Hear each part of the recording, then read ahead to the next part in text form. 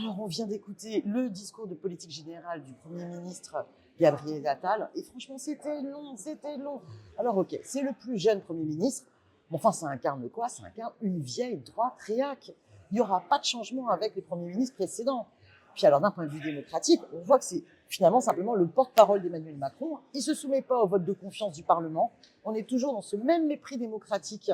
La Ve République, franchement, vivement la Sixième République, hein, parce que c'est inouï. D'ailleurs, il n'a pas renoncé au 49.3. Hein, la question démocratique était totalement absente.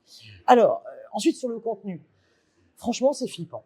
En fait, après leur course de vitesse avec l'extrême droite, où fin décembre, ils ont imposé à l'Assemblée nationale un texte mettant le programme de Jean-Marie Le Pen dans la loi, hein, avec la préférence nationale, et en faisant voter avec les voix de l'extrême droite, mais ils continuent sur cette même pente, puisqu'ils ont annoncé que par voie réglementaire, il allait s'attaquer à l'aide médicale de l'État. Ça veut dire qu'il va le faire sans débat du Parlement, sans vote. C'est extrêmement grave.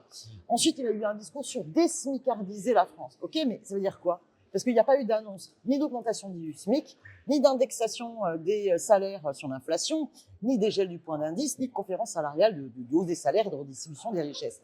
Il a fustigé ceux qui ne travaillent pas, mais enfin, c'est qui en France? C'est les actionnaires. Et on sait que le CAC 40 a fait des profits mais monstrueux, historiques, plus de 97 milliards d'euros pour l'année 2023. Cette somme d'argent pourrait être redistribuée. Non, il ne touchera pas.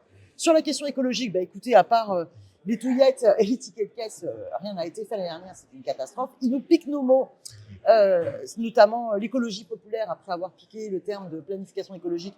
Mais hélas, il ne pique pas notre programme. Enfin, je terminerai sur la question du logement. C'est hyper inquiétant. Il annonce 40 000 logements quand il en faudrait au moins 200 000 par an. Et puis surtout, il remet en cause la loi SRU, la loi DALLO.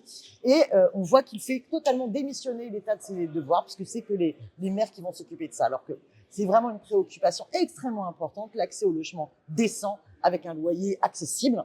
Et bien écoutez, on va continuer les batailles, on continue, on lâche rien.